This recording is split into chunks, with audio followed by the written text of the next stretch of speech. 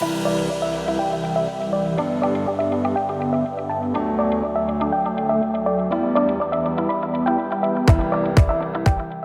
health and wellness providers, we know that better patient outcomes require a whole person, multidisciplinary approach that we just can't provide on our own. That's why I've started the Wellness Center Creators Podcast.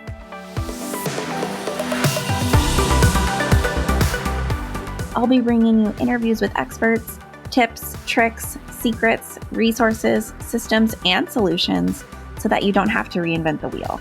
And creating your wellness center won't feel like starting over.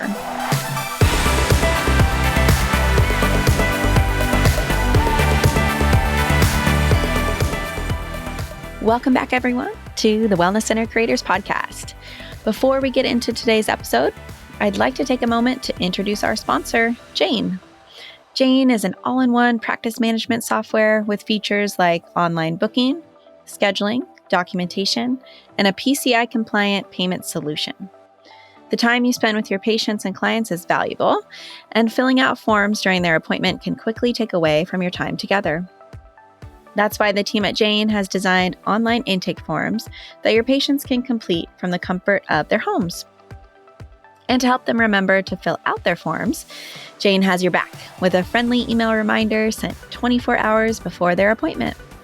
This means they arrive ready to start their appointment, and you can arrive ready to help. Jane's online intake forms are fully customizable to ensure you're collecting everything you need ahead of time, whether that's a credit card on file, insurance billing details, or assigned consent. You can build your intake forms from scratch or use a template from Jane's template library and customize it further to meet your practice needs. If you're interested in learning more, head to jane.app/guide or use the code wellness1mo at sign up to receive a 1-month grace period on your new account.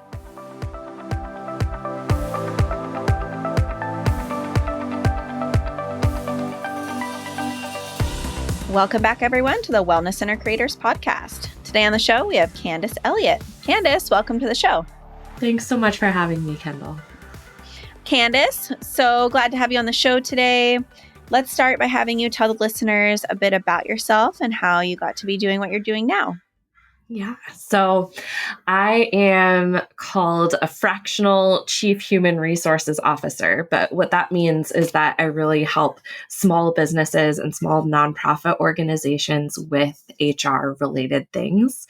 So anything from the world of hiring to if you have to let someone go, do a termination, and then also just figuring out ways to have better retention with people. Like having really strong relationships with people who work for you, I think is really the foundation of that. But then there is some research and there have been studies of different types of ways of different like systems that you can put in place that will help to keep people with you for longer. So I help small business owners and nonprofit owners do that.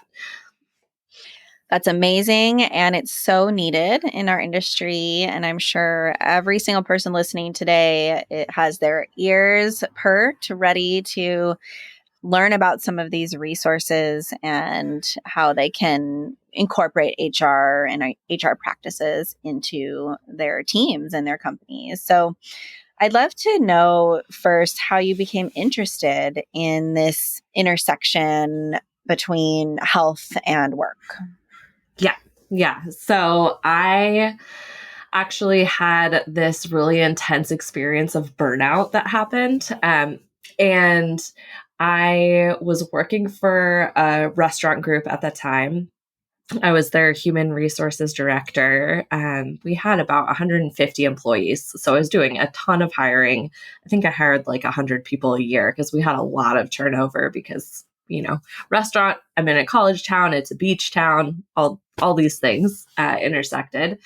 I also at the same time was doing my master's degree, and then my personal life was also very busy. So I just kind of was like pushing and pushing and pushing and going until I couldn't anymore. And my body was what told me that I had to stop. And so I had this panic attack and I was like, couldn't breathe. Took about an hour to get myself sort of back into my body again. And I realized through this experience, and then through starting my own business and helping other, small business owners, that there is this intersection between our health and our work. And that in our society, we tend to try to override that. And we say, this is our job, this is our work. We're just going to keep going and pushing through and overriding and doing more and doing better. And that's not to say that those aren't important things. I think that personal growth is really important, and that doing work that you really love and that's impactful and meaning to you is very important. And also, there's this piece of needing to listen to our bodies and be able to create systems around work that help us to really tap into our purpose and our mission in the world. Yeah, absolutely. And really, this is why I started the Wellness Center Creators podcast. It's why I do what I do as a therapist too, and why we have our clinic and all these things. But the Wellness Center Creators podcast is originally designed to basically discuss anything and everything related to actual healthy workplaces and having health and wellness in your work and in your workplace, and that those things are interrelated, and that as leaders and business owners, we have to consider the actual holistic health of our teams and our employees. So I'm so glad we're chatting today. I'd love to know what you mean by the U.S. health disadvantage. Mm-hmm. Yeah. So the United States has this thing that is called our health disadvantage. And I think if you talk to, your average American person walking down the street, you would think that, we have the most amazing healthcare system in the whole world. We have so much money and funding that goes into health and healthcare.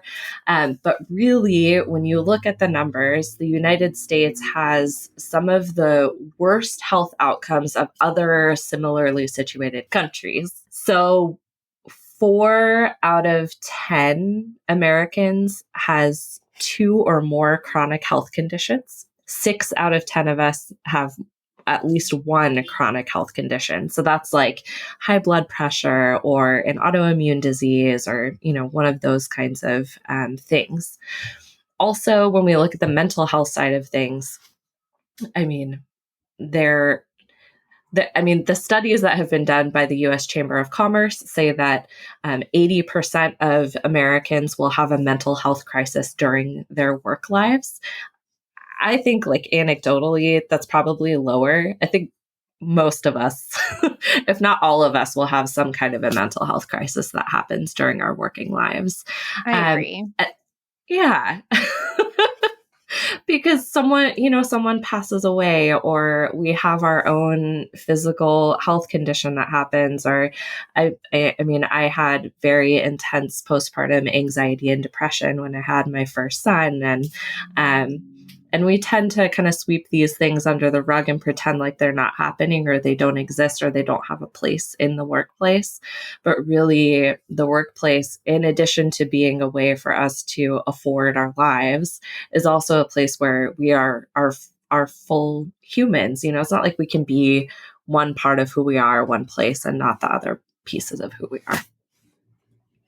Let's talk about the link between stress and physical and psychological, mental, emotional health. What's your take on it? Yeah, well, I didn't really understand that these things were linked. Like, I thought, that I could just, when I, was working and before I had this, panic attack that came along, I didn't realize that what I was doing in the way that I was putting stress on my body was having an effect on me. I don't, it's so obvious now that it's linked, but at that time, I didn't really see the connection. Like, I didn't see how if I was skipping meals, that was putting stress on my body and activating nervous system responses, right? Like, I didn't see that as I was needing to enact decisions and communicate things that were against my values, that was actually physically affecting my body. And so my take on this comes from, just the research. Like, the more time that we spend in a stress response, the more that has an effect on our physical health. And it's not like stress in itself is bad. We're built to go through times that are stressful and times that are not. But it's almost like we just keep expecting ourselves to continually keep shifting gears up and up and up. And we don't give ourselves the time to downshift, so that our bodies can rest and then be ready to go through the stress again.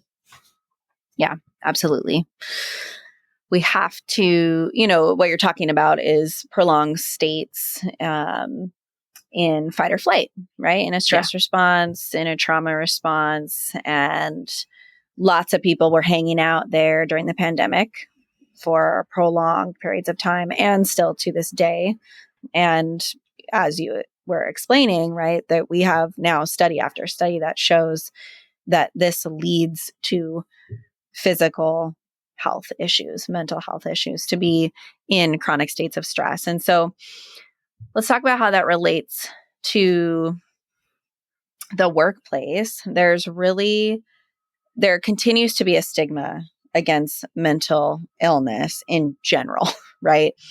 But if we stick to the workplace, there continues to be a stigma, especially in environments where it's not healthcare or it's not mental health care, even in other forms of healthcare, right? That where it's employees aren't feeling comfortable bringing that to the table, and employers don't know what to do, right? Yeah. So what can we do to support people through difficult emotional situations, make sure we're taking care of mental health, mental illness on our teams? What are your thoughts on this? Yeah, I think too, even when we're working in the mental health space or in physical health space, because work is assumed to be a certain way, we can even unintentionally do things that are, difficult or challenging for our employees. One of the studies that I've looked into is this stable scheduling study, and I work with people sometimes who have variable schedules. But in this study, it shows that there are real significant effects on the mental and physical health of people, like their ability to sleep, their levels of stress, and their ability to be able to handle work life challenges such as childcare, if they have some control over their schedule or some ability to influence their schedule in some way, or at least an ability to know what it is ahead of time. So that may be something that's really simple to think about, is just what is someone's schedule and how much does it change? But it has a huge effect on someone's physical and mental health to be able to have that. So I've worked in different kinds of places where they just call people in a minute, or, we need you here now, or they just change the schedule around without even telling people. They just expect kind of an app to notify people, or even in the delivery of it, just expecting your employee to be able to do whatever schedule it is you need them to do instead of asking. And that simple shift is a real easy one. Instead of, hey, I need you to be here this time, it's, things have switched around. Would you be able to come in at this time? Yeah. It's a good example, and it's important. Like, if we think about a wellness center space, business, and you're if you're listening and you're the leader or the owner of a wellness center or wellness business, and you have a team working with you, there are considerations when you're utilizing, you're having employees come in and work in your offices. Yes, you want to have different shifts in those offices and try to maximize the physical space if we're thinking from a business perspective. But it's really, really important to have clarity of expectations and discussion about the schedule. And like you were saying earlier, to open the conversation of, hey, let's collaborate on a schedule that works for you in your life so that we can have a consistent schedule. So, and this ripples down, right, to clients' experience so that they can have consistency, right? Because it also heightens their stress response if things are changed on them last minute.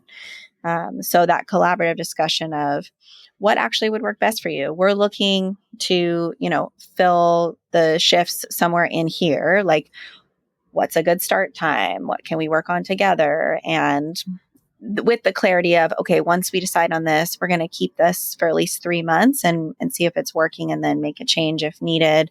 But when we think about what are the things that seem small that we could do that are actually really important that impact employees' experience of their own stress, it's how do we minimize surprises? How do we create systems of clarity and make sure people know what to expect in all parts of the process? And I think agency too, for people to be Yep. able to have some kind of input on the way that the work happens. And it may be that there isn't a lot of agency. It may be that, it's a choice of, one thing or another thing instead of kind of do it however you want. But being able to invite people into a conversation and give over some of the ownership of the work to them is really important for people to feel like they have a place where they belong. From an HR perspective, I'm curious your thoughts on, as you were explaining earlier, right? Life happens. People are going to experience things at home, outside of work. And it's some people might be coming in with a skill set where they can kind of separate those things or still show up in the way they need to at work and make it through the day and be professional, whatever that means to you, right?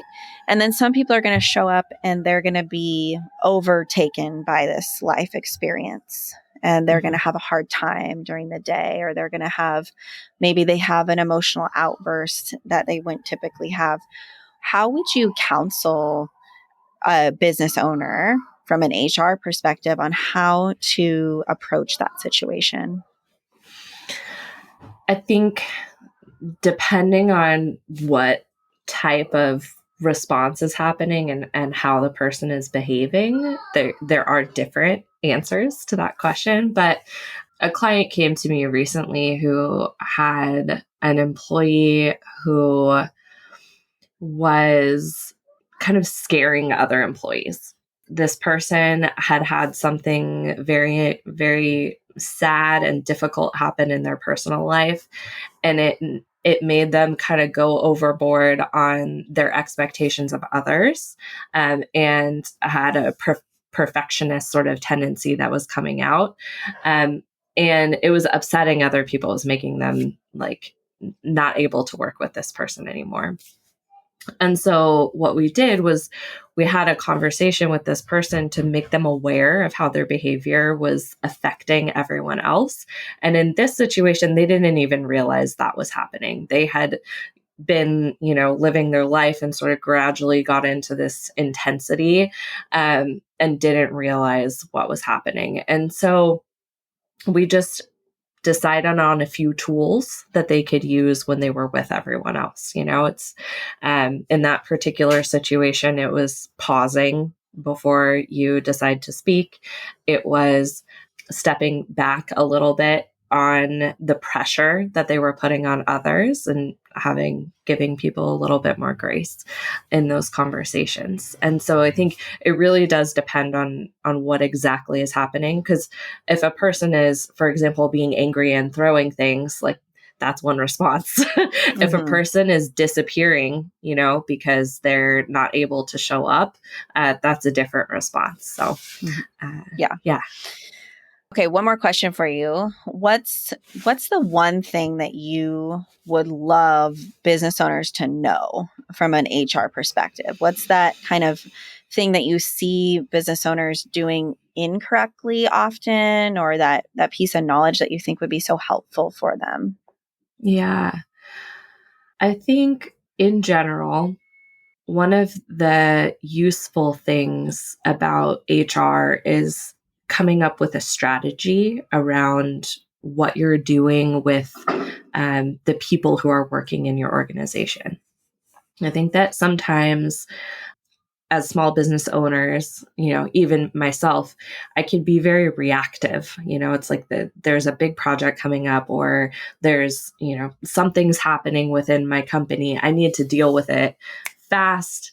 And it is helpful if, instead of being stuck in that responsive kind of phase of business, you can pull yourself out, get that, high level view of what's going on.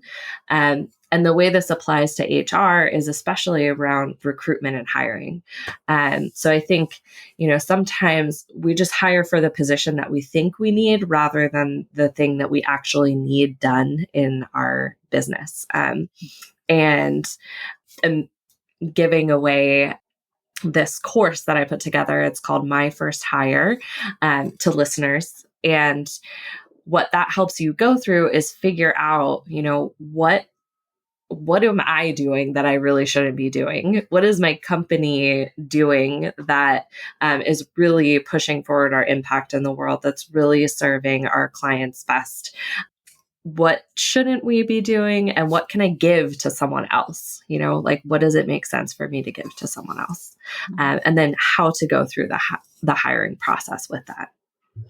Well, sounds like an incredibly valuable resource. And so, as Candice mentioned, she has a giveaway for all of our listeners, her mini course, and we will have the link in the show notes to how to grab that for yourself. And then, Candice, if people want to work with you or find you to chat more, how do they do that?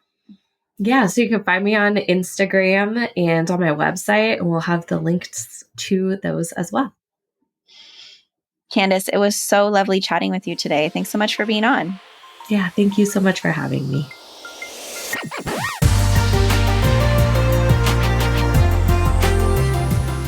Thanks so much for listening to the Wellness Center Creators Podcast. I hope you enjoyed the episode.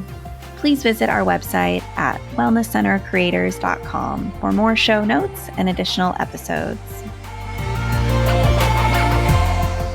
By the way, I love hearing from listeners. Please send me an email at Kendall, Kendall, at wellnesscentercreators.com with your feedback. And if you send me a question, maybe I'll read it on the show, anonymously, of course. Thanks so much again for listening, and we'll catch you next time on the Wellness Center Creators Podcast.